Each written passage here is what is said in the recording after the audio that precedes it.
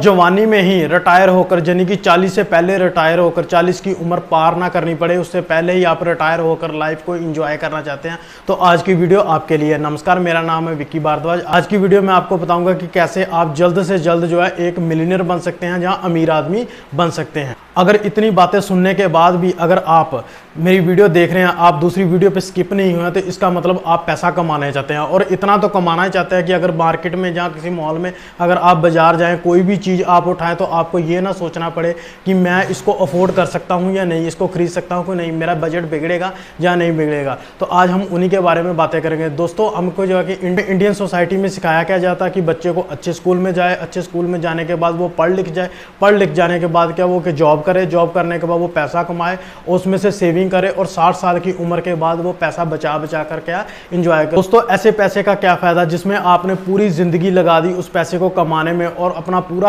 Body जो खराब कर दी उस पैसे को कमाने में, और बाद में बुढ़ापे में उसी बॉडी को ठीक करने के लिए जो पैसा कमाया उसको उसी में लगा दिया। तो दोस्तों, क्या हम बहुत यंग एज में भी, यानी कि जवानी में जो मिलियनेयर यानी कि अमीर हो सकते हैं? तो क्या कोई ऐसा रास्ता है? बिल्कुल ऐसा रास्ता है, जो कि एमजे डिमार्कन जो यूएसए के ऑथर हैं, उन्होंने एक ऐसा रास्ता बताया है जिसमें उन्होंने क्या मिलियनेयर फास्ट लेन, आज हम उसी के बारे में बात करेंगे। दोस्तों, एमजे डिमार्को ने जो रास्ते बताए हैं अमीर होने के लिए, उसमें सबसे पहला पॉइंट आता है साइड वॉक, उसके बाद क्या था स्लो लाइन, और तीसरा क्या था फास्ट लाइन। स्लो लाइन में कौन लोग होते हैं? जो कि दिहाड़ीदार टाइप लोग होते हैं, जो किसी की दुकान में काम करते हैं, जो किसी फैक्ट्री में काम करते हैं। मैं किसी को बुरा नहीं कह रहा हूं, लेकिन मैं आपको सच्चाई बता रहा हूं कि सच्चाई क्या है। ये लोग कौन होते हैं? जो सुबह 500 रुपया कमाते हैं, शाम उसमें से 300 रुपया क्या खर्च कर देते हैं, 200 रुपया बचाते हैं। ये लोग कहाँ पे आते हैं? ये साइड वॉक में आते हैं। साइड वॉक वाले लोग जो ये कभी भी मिलियनेयर नहीं बन सकते, यानी कि अरबपति नहीं बन सकते। इनके दिमाग में कुछ बातें फिट होती हैं, जैसे कि जो अमीर लोग कौन होते हैं? जिनके पास बाप दादा की दौलत होती है। जहाँ इनको क्या होता है? इनको ये होता है कि हमारे पास कोई लॉटरी लग जाए, जहाँ क्या होता है कि इनको कोई गवर्नमेंट घर बना के दे, गवर्नमेंट हमारी फाइनेंशियल हेल्प कर दे, ये वो लोग होते हैं। लेकिन जो साइड वॉक के लोग होते हैं, ये कभी भी क्या होता है? ये बिलियनियर नहीं होते, ये इन्वेस्टमेंट पे ऊपर ध्यान नहीं देते, ये क्या सेविंग के ऊपर ध्यान देते हैं। इसलिए ये कभी भी अमीर आदमी की कैटेगरी में नहीं आ सकते, कभी भी मिलियनियर की कैटेगरी में नहीं आ सकते, क्योंकि ये लॉटरी पे डिपेंडेंट, मैक्सिमम ये लॉटरी पे या किसी की मदद के ऊपर क्या डिपेंडेंट होते हैं। इनके दिमाग में सबसे बड़ी बात क्या होती है कि अमीर होता ना, इसको खानदानी पैसा बहुत मिला हुआ है इसलिए ये अमीर है। लेकिन नहीं, क्या जो फेसबुक के जो फाउंडर हैं मार्क जकरबर्ग, क्या उनके पास पैसा था? क्या उनको खानदानी पैसा मिला हुआ था? क्या जो अमेजॉन के मालिक हैं, जो सीईओ हैं, जो जेफ बेजोस, उनको क्या खानदानी पैसा मिला था? माइक्रोसॉफ्ट के मालिक को मिला हुआ था? तो ऐसा बिल्कुल नहीं है। क्या मुकेश अंबानी के जो पिताजी है धीरू भाई अंबानी, क्या उनको खानदानी पैसा मिला था? तो नहीं, वो तो एक पेट्रोल पंप पे काम किया करते थे। तो ये साइड वॉक वाले लोग जो क्या आते हैं, जो सुबह कमाते हैं और शाम को खा जाते हैं, और ये 100-200 रुपया बचा जाते हैं, सेविंग करते हैं ताकि अपने बच्चों की फीस दे सके और इमरजेंसी के लिए थोड़ा बहुत फंड सेव करके रख सके। तो ऐसे लोग कभी भी मिलियनेयर नहीं बन सकते, क्योंकि ये स्लो लाइन पे नहीं होते, ये साइड वॉक में होते हैं। जैसे कि एक रास्ते के फुटपाथ के ऊपर चलना, ये वो लोग आते हैं। दूसरे नंबर पे कौन लोग आते हैं? स्लो लाइन वाले। स्लो लाइन वाले लोगों में क्या आते हैं? जैसे कि नौकरी पेशा आदमी होते हैं। ये आप ऐसे समझ सकते हैं कि जैसे कि स्पीड लिमिट है आपको 30 से 35 किलोमीटर पर आवर की स्पीड से ही आपको गाड़ी चलानी है, इससे ऊपर आपको नहीं चला सकते। ये नौकरी पेशा वाले ने क्या, ये आज अगर 1 लाख रुपया सैलरी ले रहे हैं, तो क्या अपने फैक्ट्री के मालिक को, या अपनी कंपनी के मालिक को, या गवर्नमेंट को ये बोल सकते हैं कि अगले दिन मेरी 2 लाख रुपया पर मंथ कर दो? नहीं कर सकते। ये 2 लाख रुपया पर मंथ नेक्स्ट डे ही नहीं अपनी करवा सकते, एकदम से ये एक्सपोनेंशियली ग्रोथ नहीं ले सकते। तो ये जो होते हैं, ये क्या करते हैं? थोड़ी बहुत ही सेविंग करते हैं, थोड़ी बहुत ही इन्वेस्टिंग करते हैं, लेकिन ये मिलियनेयर नहीं बनते, ये बिलियनियर नहीं बनते। हाँ, अगर हम कह सकते हैं कि कोई 5 लाख रुपया महीने की सैलरी लेता है, लेकिन उसके खर्चे भी 5 लाख रुपए होते हैं। 1.5 लाख रुपए का मोबाइल ले लेगा एप्पल का, 2 लाख रुपए का एप्पल का आईपैड ले लेगा, 2 लाख रुपए का मैकबुक प्रो ले लेगा, तो उसके खर्चे भी उसी हिसाब से हो जाते हैं, बड़ा गार्ड बना सकता है। लेकिन इन्वेस्टिंग के लिए ये फाइनेंशियली फ्रीडम नहीं हो सकते, यानी कि ये यंग एज में रिटायर नहीं हो सकते, जैसे कि 30 की उम्र के, 35 में, 40 की उम्र में रिटायर होकर बाद में सारी उम्र क्या है एंजॉय करें, ये ऐसा काम नहीं कर सकते। तीसरी लाइन जो हमें एमजे डिमार्को ने बताई है वो है फास्ट लाइन। इसमें आप अनलिमिटेड स्पीड के ऊपर गाड़ी चला सकते हैं, चाहे आप 60 की स्पीड में जाओ, 70 की स्पीड में जाओ, 80 की स्पीड में जाओ, 100 ऊपर हो जाओ। लेकिन ये क्या है, यही लोग जो मिलियनर बनते हैं। इसमें क्या आते हैं? बिजनेस ओनर, जो इन्वेस्टर में जैसे कि राकेश झुनझुनवाला कह सकते हैं, वारन बफेट कह सकते हैं। बिजनेस में जो हम जो मार्क जकरबर्ग कह सकते हैं, अमेजोन के सीईओ कह सकते हैं, या अमेजोन के मालिक कह सकते हैं, चाहे हम किसी कंपनी का मालिक कह सकते हैं। तो ये लोग कहते हैं ये फास्ट लाइन पे होते हैं। अगर आपको भी फास्ट लाइन में आना है, आपको भी किन किन बातों का ध्यान रहना, वो हम वीडियो में आगे की बात करेंगे। लेकिन क्या है, जो मिलियनेयर आपको अगर आपको मिलीनियर जल्दी से जल्दी बनना, यंग एज में बनना, रिटायर होना, तो आपको ये फास्ट लाइन ही अपनानी पड़ेगी, जहाँ पर आप अनलिमिटेड स्पीड से गाड़ी चला सकते हैं, अनलिमिटेड स्पीड से गाड़ी दौड़ा सकते हैं। अगर आप भी लाइफ को पूरी तरह से इंजॉय करना चाहते हैं तो आपको फास्ट लाइन में आना ही पड़ेगा। फास्ट लाइन में जो आते हैं ये कौन लोग होते हैं? जो कि पैसिव इनकम पे ऊपर डिपेंड होते हैं। जैसे कि अगर ये 27 की एज में रिटायर हो जाए, 40 की एज में रिटायर हो जाए, यंग एज में रिटायर होना, तो अगर ये 40 से 45 से एज की पहले रिटायर हो जाते हैं तो इनको जितनी ये पहले कमा रहे होते हैं उससे बढ़कर जो इनकी आमदनी है वो आती रहती है। जैसे कि अगर ये क्या करते हैं, ये लोग एसेट बनाते हैं पैसिव इनकम के लिए। जैसे कि कोई वेबसाइट बना ली, अगर ऐसी एक ऐप बना लेंगे, अगर वो ऐप जो सदियों तक कोई डाउनलोड करता रहेगा तो उनकी कमाई क्या है, इनको आती रहेगी। अगर कोई यूट्यूब चैनल बना लिया, अगर ये सदियों तक वो यूट्यूब चैनल क्या चलता रहेगा, उस पे ऊपर जो वीडियो इन्होंने आज से 10 साल पहले डाली होंगी या अभी डालेंगे या आज से 10 साल बाद डालेंगे, तो उनकी क्या इनको रॉयल्टी आती रहेगी, आमदनी आती रहेगी। जहाँ कोई बुक लिख देंगे ऐसी जिसकी सदियों तक इनको रॉयल्टी आती रहेगी, या ऐसी प्रॉपर्टी रेंटल प्रॉपर्टीज बना लेंगे इनको, जिनको क्या करेंगे, ये तो खुद रिटायर हो जाएंगे, उन रेंटल प्रॉपर्टीज का क्या इनको पैसा आते रहेगा। तो फास्ट लाइन में कौन लोग होते हैं? जो एसेट बनाते हैं, जो पैसिव इनकम पे डिपेंड होते हैं। तो क्या हमको अगर अमीर पूरी उम्र बने रहना है, जहां हमको ऐसा काम करना जिसके हमको पैसा आता रहे, तो हमें क्या करना, फास्ट लाइन में आना पड़ेगा। तो फास्ट लाइन में आने के लिए हमको किन किन बातों पर ध्यान रखना पड़ेगा, ये हम आगे की वीडियो में देखते हैं। दोस्तों, अगर आप फास्ट लाइन पे चल ही पड़े हैं, अगर आप पैसा कमाना ही चाहते हैं एमजे डिमार्को के तरीके के तहत, तो उन्होंने पहला पॉइंट क्या है, एमजे डिमार्को ने हमें बताया, वेल्थ इज प्रोसेस, यानी कि पैसा कमाना जो है एक प्रोसेस है। रातों रात कोई भी आदमी अमीर नहीं होता है। किसी एक प्रोजेक्ट के ऊपर लगातार कई सालों तक हमें उस पर प्रोसेस पे काम करना पड़ता है। बिना आज हमने वो काम शुरू किया और हम रातों रात क्या अमीर हो गए। हमें कंटिन्यूसली किसी काम को क्या करना है, काम को करते रहना, तभी हम क्या वेल्थ बना सकते हैं। तो दोस्तों, रातों रात कोई भी आदमी क्या अमीर नहीं हो सकता। फॉर एग्जांपल मैं आपको बताता हूं कि कोई आदमी जिसने आज से 10 साल पहले यूट्यूब चैनल बनाया था, वो आज उतना कमा रहा है जितना कि एक अच्छी कंपनी में काम करने वाला 60 साल तक अगर लगातार वो काम करता रहेगा, वो जितनी एंड में कमाएगा, 60 साल तक जितना कमा सकता है, उससे ज़्यादा एक 10 साल तक लगातार यूट्यूब पे काम करने वाला आदमी क्या कमा जाता है। तो दोस्तों, क्या वेल्थ क्या है, एक प्रोसेस है, हमें क्या लगातार क्या है उसके ऊपर काम करते रहना है। ये वेल्थ जो है एक खाली ज़मीन के ऊपर घर बनाने जैसा है।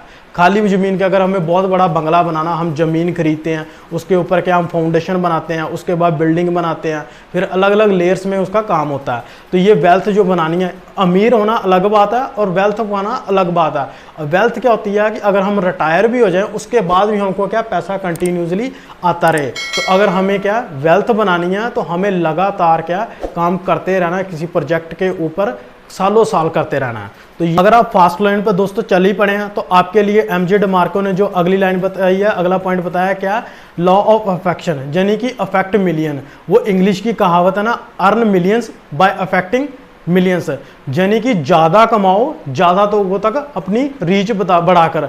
जैसे कि मान लो अगर कोई यूट्यूबर है, जैसे कि संदीप महेश्वरी हैं, बहुत बड़े यूट्यूबर हैं, डॉक्टर विवेक बिंद्रा साहब हैं, इन्होंने कोई प्रोडक्ट बेचना है, अगर अपने प्रोडक्ट का ये लिंक अपने यूट्यूब चैनल पर दे देते हैं, अगर वहाँ से अगर 1 रुपया भी कमाते हैं और इनकी वीडियो 2 करोड़ लोग देखते हैं, तो ये क्या करें, इन्होंने एक साथ 2 करोड़ रुपया कमा लिया। अब आप बताओ क्या 60 साल तक नौकरी करने वाला एक साथ 2 करोड़ रुपया कमा सकता है? नहीं। तो ये एमजे डिमार्को ने क्या बताया, लॉ ऑफ अफेक्शन, ज्यादा ऑडियंस को एक साथ टारगेट करना, इससे क्या मोटा प्रॉफिट हम कमा सकते हैं एक साथ।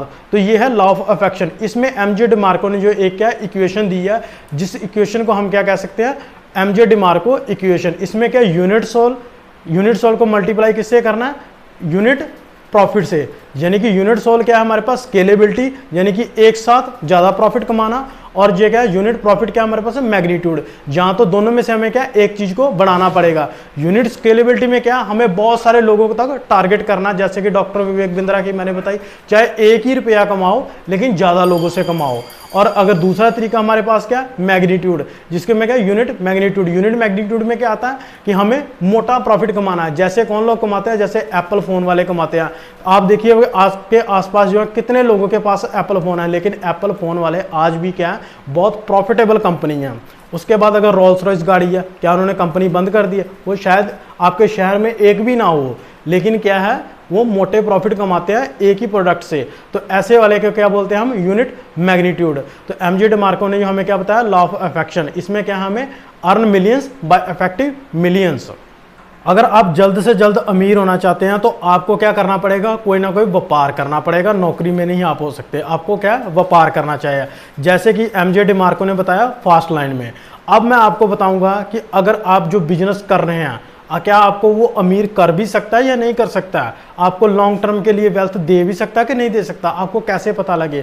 आपके बिजनेस में क्या कोई ना कोई पोटेंशियल होना चाहिए कि वो आपको अमीर कर सकता है फ्यूचर में या नहीं कर सकता, यानी कि आपको वेल्थ दे सकता है या नहीं दे सकता। आप जल्द से जल्द रिटायर हो जाएं उस बिजनेस से, और वो बिजनेस आपको क्या रिटायर होने के बाद जितनी आप रिटायरमेंट से पहले कमाते थे उसके बाद वो क्या आपको उससे ज़्यादा दिन बर दिन बढ़कर ही आता रहे। इसकी एग्जांपल जैसे माइक्रोसॉफ्ट के बिल गेट है, वो रिटायर हो गए हुए हैं आज की डेट में, तो उन्होंने क्या किया हुआ है, सत्या नडेला को अपने बिजनेस की माइक्रोसॉफ्ट की क्या किया, मांगडोर क्या उनको सौंप दी हुई है।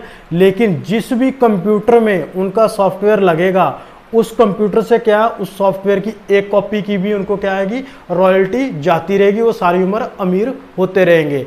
एमजे डिमार्को ने ऐसे ही कुछ पॉइंट बताए हैं जिसमें आपको देखना है, आइडेंटिफाई करना है कि आपका बिजनेस जो है वो आपको फ्यूचर में क्या अमीर कर सकता है या नहीं कर सकता। इसमें सबसे पहला पॉइंट क्या आता है, कमांडमेंट ऑफ नीड।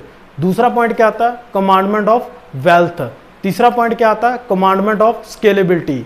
चौथा पॉइंट क्या आता है, कमांडमेंट ऑफ एंट्री। पांचवा पॉइंट क्या आता है, commandment of time.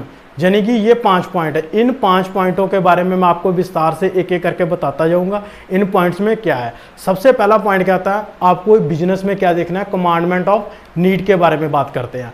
Commandment of need में ये बताया गया है कि आपको किसी की ज़रूरत को पूरा करने वाला आपका बिजनेस खोलना है, जहाँ क्या आपका जो बिजनेस है वो किसी की ज़रूरत को पूरा करता है या नहीं करता, आपके बिजनेस की ज़रूरत भी है या नहीं है।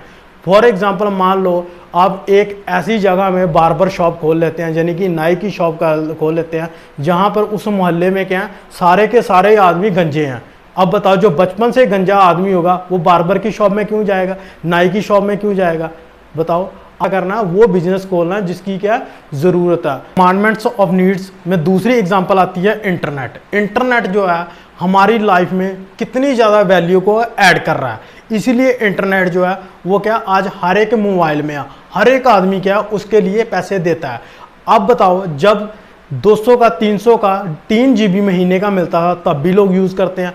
अब जो है 3 से 4 GB जो है डेली भी मिलता है लोग इतने पैसों में, तो लोग तब भी यूज़ करते हैं। तो इंटरनेट की मार्केट क्या है डे बाय डे बढ़ती जा रही है। अब इंटरनेट देखिए आप कारों में भी यूज़ होने लगा, तो उन्होंने क्या किया, हर चीज़ में इंटरनेट को इन्वॉल्व किया। तो हमें ये क्या है, कमांड ऑफ नीड में क्या है कि दूसरे आदमी की जो ज़रूरत को पूरा करना है, उसकी लाइफ में वैल्यू ऐड करनी है, तभी आपका बिजनेस चलेगा। दोस्तों दूसरा पॉइंट हमारे पास आता है कमांडमेंट्स ऑफ टाइम।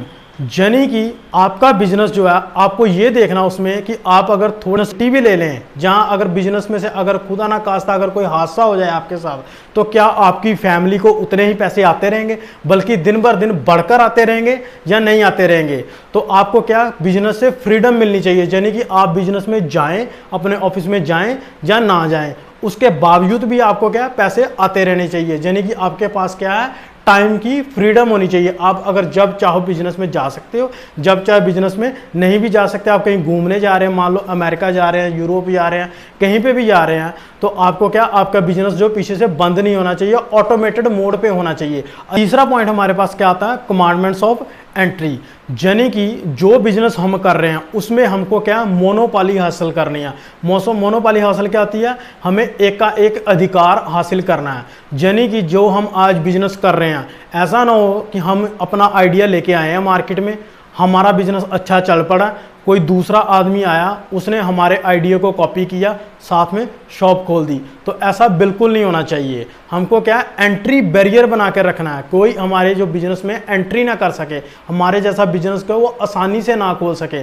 इसकी एग्जांपल क्या है, फेसबुक। क्या आप फेसबुक के मुकाबले में दूसरी ऐप कर सकते हैं, ऐसी बना सकते हैं जो कि फेसबुक के जितनी पॉपुलर हो जाए और फेसबुक के जितनी आपको कमाई आने लग पड़े, इतनी जल्दी नहीं। यूट्यूब के जितनी क्या आप फेमस ऐप बना सकते हैं, इतनी जल्दी नहीं।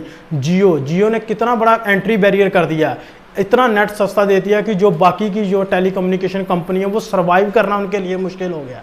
तो दोस्तों हमें क्या करना, मोनोपोली करनी है कि आप जो क्या एक ऐसे जोन में चले जाएं कि आपके बिजनेस को कोई आसानी से क्या कॉपी ना कर सके। अगर आपका बिजनेस भी ऐसा है तो फिर क्या आपको वो फाइनेंशियल फ्रीडम क्या वो बहुत जल्द दे देगा। कमांडमेंट्स ऑफ एंट्री की जो एक एग्जांपल है वो क्या है, कोका कोला। जो हम कोका कोला की बोतल जो है, जिसको हम जो कांच की बोतल बोलते हैं, जैसे वैसे तो इसे टेक्निकल में आरजीबी बोलते हैं यानी कि कांच की। तो ये जो कांच की बोतल होती है, इस कांच की बोतल का पेटेंट जो है वो कोका कोला के पास है। कोई भी दूसरी कंपनी, चाहे वो पेप्सी है, चाहे कोई दूसरी कोई भी ब्रांड है, वो क्या करता है, कोका कोला की जो बॉटल है उसको कॉपी नहीं कर सकता। उन्होंने एंट्री बैरियर बना दिया हुआ, उन्होंने क्या किया, पेटेंट ले लिया। तो अगर आपका बिजनेस भी ऐसा है जो क्या एंट्री बैरियर बना सकता है, तो वो समझ जाइए कि आपका बिजनेस जो आपको बहुत जल्द क्या है फाइनेंशियली फ्रीडम दे देगा। की एग्जाम्पल मैं आपको देता हूँ। जब टाटा कंपनी के चेयरमैन साइरस मिस्त्री को जब हटाना था, तो रतन टाटा जो कंपनी के मालिक थे, उन्होंने अचानक से एंट्री मारी, साइरस मिस्त्री को साइड में किया, खुद फिर वो निकलकर साइड में चले गए। तो आपको क्या करना, आपकी कंपनी के प्रोडक्ट के हर चीज़ के ऊपर, आप चाहे बाहर ही हो, कंपनी के बाहर बैठे हो, लेकिन आपका पूरा कंट्रोल क्या है, आपके हाथ में होना चाहिए आपको बिजनेस का। अगर बिल गेट जो माइक्रोसॉफ्ट के मालिक हैं वो आज रिटायर्ड हो रहे हैं, क्या वो सत्या नडेला को कंपनी से नहीं हटा सकते? वो 1 मिनट में कंपनी से क्या उनको हटा सकते हैं, बोर्ड मेंबर की मीटिंग के साथ वो वोटिंग कराकर 1 मिनट में उनको हटा सकते हैं। तो आपके बिजनेस के ऊपर क्या ना, आपका पूरा कंट्रोल होना चाहिए। 5वां पॉइंट हमारे पास आता है कमांडमेंट्स ऑफ स्केलेबिलिटी, यानी कि जो बिजनेस हम कर रहे हैं उसमें स्केलेबिलिटी होनी चाहिए। वो बिजनेस ये नहीं है कि एक झोंपड़ी में शुरू किया और वहीं पे सारी उम्र खत्म हो गया। नहीं, वो बिजनेस जो है अपने आप में बड़ा होना चाहिए, डे बाय डे वो बिजनेस ग्रो करना चाहिए, यानी कि माल को ज़्यादा से ज़्यादा बेचना। इसकी एग्जांपल मैं आपको बताता हूँ, जैसे कि अमेजोन ने शुरू किया। अमेजोन ने क्या किया, पहले उसने बुक्स बेचनी शुरू की, बुक्स के बाद उन्होंने अमेजोन पे ग्रोसरी बेचनी शुरू की, इलेक्ट्रॉनिक आइटम बेचनी शुरू की। अब दुनिया की कोई भी आइटम है आप अमेजोन से घर पे ऑर्डर कर सकते। उन्होंने क्या किया, अपने बिजनेस को स्केल अप किया, एक देश से दूसरे देश तक। अमेजोन तो फाउंडर हुआ था अमेरिका में, आज वो दुनिया की हर कंट्री में फैल गया। तो इससे क्या, ऐसा बिजनेस जो बिजनेस स्केलेबल हो सके, यानी कि बड़ा हो सके, भी मालिक के बिना गल्ले पर बैठे। ऐसा नहीं कि मालिक गल्ले के साथ चिपका रहे सारा दिन और बोले कि मेरा बिजनेस बहुत बड़ा और मैं इससे फाइनेंशियल फ्रीडम पा सकता हूँ, जहाँ बिलियनियर बन सकता हूँ। मिलियनियर तो बन सकता है, लेकिन फाइनेंशियल फ्रीडम उसको नहीं कहेंगे। फाइनेंशियल फ्रीडम किसको कहेंगे, मालिक गल्ले से चिपका ना रहे, मालिक के बिना भी काम चले। जैसा कि मैंने आपको पहले बताया कमांडमेंट्स ऑफ टाइम में, तो कि बिजनेस कैसा होना चाहिए, स्केलेबल होना चाहिए, बिजनेस बढ़ता होना चाहिए, तो ऐसा बिजनेस होगा। और स्केलेबिलिटी का दूसरी एग्जांपल क्या आती है, एप्पल। एप्पल कंपनी ने स्टार्टिंग में स्टीव जॉब्स ने क्या किया, उन्होंने सिर्फ कंप्यूटर बनाए। कौन से बनाए, डेस्कटॉप। उसके बाद उन्होंने क्या किया, मोबाइल बनाए। उन्होंने इस बिजनेस को स्केल अप कैसे किया, कंप्यूटर से शुरू हुए, उसके बाद मोबाइल बनाए, उसके बाद आईपैड बनाए, उसके बाद आईपैड में भी कितनी सारी उन्होंने वेरिएंट दिए, उसके बाद घड़ियाँ बनाई, उसके बाद ईयरपॉड बनाए। तो ये क्या किया, उन्होंने बिजनेस को स्केल अप किया, बिजनेस को बड़ा से बड़ा करते गए। तो हमें क्या करना है, कमांडमेंट ऑफ स्केलेबिलिटी में क्या आता है कि बिजनेस को जितना है उसको डे बाय डे बढ़ाते जाना। तो दोस्तों ये थी आज की हमारी वीडियो अगर आपको अच्छी लगी हो तो वीडियो को लाइक कीजिएगा, वीडियो को शेयर कीजिएगा और बेल आइकन को जरूर दबाइएगा और चैनल को सब्सक्राइब कर लीजिएगा। आज की वीडियो देखने के लिए आप सबका धन्यवाद।